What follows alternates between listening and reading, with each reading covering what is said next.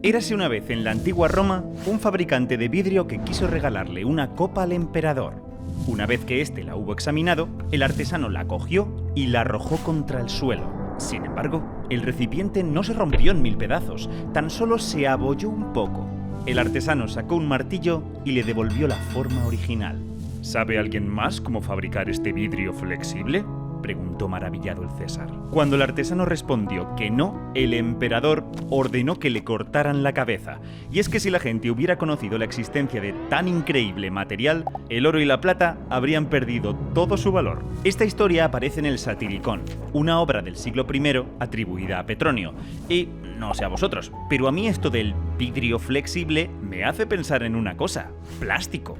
¿Es posible que los romanos inventaran el plástico casi 2000 años antes de lo que pensábamos, pero que el descubrimiento cayera violentamente en el olvido? Vamos a verlo. Pero antes, hipermovidas. Recordaos que estamos en Podimo mezclando ciencia y humor con los temas más inesperados y los mejores invitados. ¿Sabéis que los festivales provocan pequeñísimos terremotos? En el FIP, en Benicàssim, a alguien le haga lo de Jurassic Park y se le mueva el agua del vaso. Eso puede llegar a pasar. No tanto. Pero hay una pregunta en todo eso. ¿Qué los causa exactamente? ¿Es la gente? ¿Son los altavoces gigantes, no? Una cosa, hemos estado hablando de invasión alien y, bueno, pensando en plan, ¿qué haría la gente realmente en esa situación? No sé si conocéis lo que pasó con la emisión en radio de la Guerra de los Mundos en Estados Unidos. Yo quería leeros un poco algunas cosas que hicieron y, Carlos, tú me dices si es una buena estrategia. Venga, órale. Salieron corriendo de sus casas con toallas envueltas en la cabeza para protegerse del gas. Si no tienen nada más. Si soy un astronauta español en la Luna y estoy haciendo botellón, Muy español. uno no puede beber en la vía pública aquí en España. No. Pero si yo bebo en la Luna, me pasa algo. Que te emborrachas. Pero Claro. la cuestión Es una realidad. que yo alucinaría es cómo puedes beber con el casco puesto. Porque habéis dicho lo de la relación parasocial, ¿no? Como que es una relación en la que como que tienes una persona y esa persona no te conoce a ti, pero tú como que la tienes idealizada. Esa es. O sea, lo que yo llamo relación.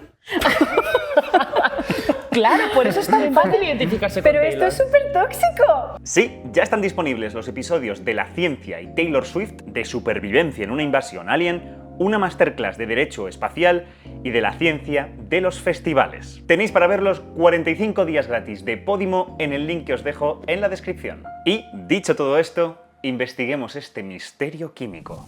A ver, es cierto que el Satiricón es una novela, una obra de ficción, pero también lo es que la anécdota, con algunas variaciones, se repite en otras fuentes. Por ejemplo, Plinio el Viejo la recoge en su Historia Natural, una enciclopedia que pretendía condensar todo el conocimiento que tenían los romanos en el siglo I, aunque pone en cuestión su veracidad al decir que se trata de un rumor que ha sonado durante mucho tiempo siendo más común que cierto. En este caso, el desenlace es menos dramático. El emperador, a quien Plinio identifica como Tiberio, solo manda destruir la fábrica del artesano, que conserva la cabeza sobre los hombros. Y Plinio no es el único cronista que habla del vidrio flexible. En el siglo III, Dion Casio también lo menciona en su Historia Romana. Aquí la cosa es aún más espectacular, porque la copa quedó más o menos rota, quizá totalmente destrozada, y el artesano volvió a sacarla entera tras triturar los restos con sus manos. ¡Magia! En el siglo VII, Isidoro de Sevilla también cuenta la misma historia en sus Etimologías, otra obra de carácter enciclopédico, aunque de nuevo se cura en salud al introducirla con un «se cuenta que». Y en torno al siglo X, Heraclio la incluye en un tratado sobre los colores y el arte de los romanos. Así pues, tenemos una serie de fuentes que aluden al vidrio flexible en época de Tiberio. ¿Hay algo de verdad en todo esto? ¿O es tan solo una invención? Es difícil de decir, aunque la verdad tiene toda la pinta de tratarse simplemente de una historieta que se fue transmitiendo de unos autores a otros, ganando y perdiendo detalles por el camino, como en el juego del teléfono escacharrado. Desde luego, nunca hemos encontrado ningún resto arqueológico que la sustente. Pero más que si es cierto, lo que me interesa es si podría haberlo sido. Es decir, ¿estaban los romanos en condiciones de inventar el plástico? Sabemos que eran muy buenos trabajando el vidrio. Por ejemplo, crearon esta maravilla de copa que cambia de color dependiendo de si la luz pasa o no a través de ella, gracias a que contiene nanopartículas de oro y plata. Dominaron técnicas como el soplado, que permitió que el vidrio pasara de ser un lujo a un material de uso corriente, y fueron los primeros en producir vidrio fundido fabricarlo y en usarlo en mosaicos y ventanas. Pero, ¿poseían la tecnología necesaria para desarrollar el plástico? ¿Podrían al menos haber dado con él por casualidad? Hoy en día, cuando hablamos de plásticos, pensamos en materiales como el tereftalato de polietileno, o PET, que encontramos en las botellas de agua y envases de alimentos, el polietileno de alta densidad, que vemos en las típicas sillas de las terrazas de los bares o en las botellas de detergente, el policloruro de vinilo, más conocido como PVC, que encontramos en tuberías y mangueras, o como su nombre indica, en los discos de vinilo, el polipropileno con que se fabrican los tuppers o las bolsas reutilizables del supermercado, o el poliestireno expandido, ese corcho blanco que utilizamos para proteger los electrodomésticos al embalarlos. Todos estos plásticos, o más técnicamente termoplásticos, tienen algo en común. Se derivan a partir de los hidrocarburos, sobre todo del petróleo, y su fabricación es bastante compleja. Tras extraer el petróleo, se separan sus componentes en una refinería. Uno de ellos, la nafta, se descompone en moléculas más simples como el etileno y el propileno. Luego estas se unen en grandes cadenas, polímeros, añadiendo además diversos aditivos que mejorarán las propiedades del plástico. Así se convierten en los diferentes tipos de los que os hemos hablado y otros muchos. Finalmente, se calienta o se funde el material resultante, se le da la forma deseada y se deja que se enfríe antes de darle los últimos toques. Parece impensable que los romanos hubieran podido llevar a cabo todo este proceso. Para empezar, no disponían de la tecnología para extraer y refinar el petróleo. Además, romper los enlaces de la nafta requiere temperaturas y presiones muy altas o catalizadores complejos, y las reacciones de polimerización un control preciso de la temperatura y otros parámetros. No, definitivamente no podrían haberlo hecho. Pero, claro, estamos hablando de materiales modernos, de los plásticos que tenemos hoy en día. Puede que, si retrocedemos un poco en el tiempo, si nos fijamos en los primeros plásticos que se desarrollaron, encontremos un material al alcance de ese artesano. La historia del primer plástico creado por el hombre, al menos del primero que alcanzó éxito comercial, es cuanto menos curiosa. A mediados del siglo XIX, el billar se estaba volviendo más y más popular, pero resulta que cada vez era más difícil conseguir el material con el que se fabricaban las bolas: marfil. Sí, el de los colmillos de los elefantes, cuyo número ya había empezado a disminuir de manera preocupante. El caso es que a una de las compañías que fabricaban las bolas de billar se le encendió la bombilla. En 1864 ofreció un premio de $10.000, cientos de miles de dólares actuales, a quien encontrara un material que pudiera reemplazar el marfil. John Wesley Hyatt, un joven inventor estadounidense que trabajaba en una imprenta, recogió el guante y empezó a hacer experimentos con diversas sustancias.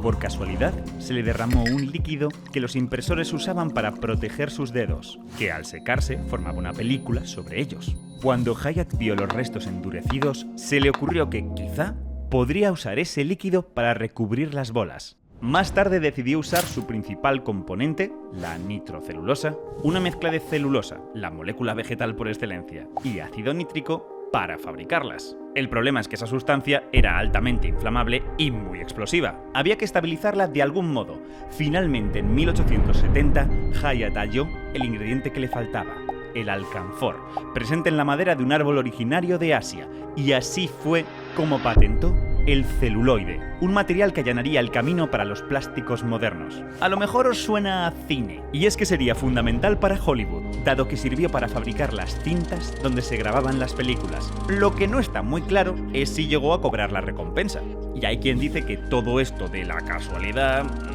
En realidad, Hyatt se habría inspirado en el trabajo de otros inventores que patentaron sustancias muy similares al celuloide unos años antes. Pero volviendo al tema, lamentablemente los romanos tampoco habrían podido fabricar celuloide. Incluso si hubieran importado el alcanfor, habrían necesitado el ácido nítrico, un compuesto sobre el que no hay registros hasta, como mínimo, el siglo IX. Sin embargo, en la historia del celuloide encontramos una posible explicación. La humanidad lleva usando materiales naturales con propiedades plásticas desde mucho antes. Sustancias presentes en sabias, resinas, secreciones de insectos, los cuernos del ganado o los caparazones de las tortugas, que a altas temperaturas se vuelven deformables y pueden moldearse para fabricar diversos objetos. Y hay muchos más ejemplos. Las barbas de las ballenas están hechas de fibras de queratina flexibles y resistentes, y se usaban en cestas, varillas de paraguas o corsés. Sería un material parecido a la fibra de vidrio, salvando las distancias. La caseína, una proteína de la leche, también se convierte en una especie de plástico al mezclarla con vinagre. Es un experimento que se puede hacer hasta en el cole. Y con el caucho que se extrae de algunos árboles, los pueblos precolombinos fabricaban pelotas elásticas para sus juegos rituales. Es posible concebir que un artesano de la antigua Roma diera con un material de origen natural que tuviera ciertas propiedades plásticas, suficientemente desconocido como para dejar de piedra al emperador. Eso sí, que además fuera más o menos transparente, ya se me antoja más difícil. Pero esta no es la única posibilidad, y hay quien tiene otras teorías. Una es que nuestro artesano hubiera tenido acceso al bórax, una sal con boro y sodio que, por ejemplo, podría haber encontrado por casualidad en las fumarolas de Maremma, una región al norte de Roma. Si lo hubiera combinado con sílice, el componente fundamental de la arena, y hubiera calentado la mezcla a temperaturas altísimas, de más de 1500 grados Celsius, podría haber desarrollado un vidrio de borosilicato, más resistente que el normal, parecido a los que se usan hoy en ciertos instrumentos de laboratorio y utensilios de cocina. No hubiera podido abollarse, pero quizá habría aguantado el impacto.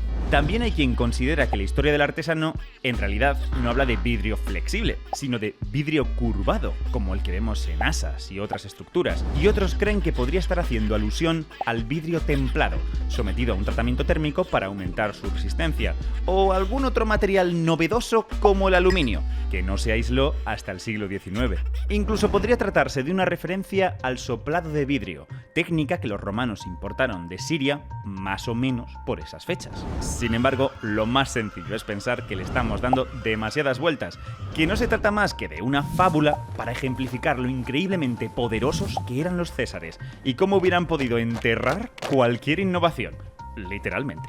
¿Cuántos increíbles avances podrían haber perdido por culpa de sus prejuicios? Y ya sabes, si quieres más ciencia solo tienes que suscribirte. Y muchas gracias por vernos.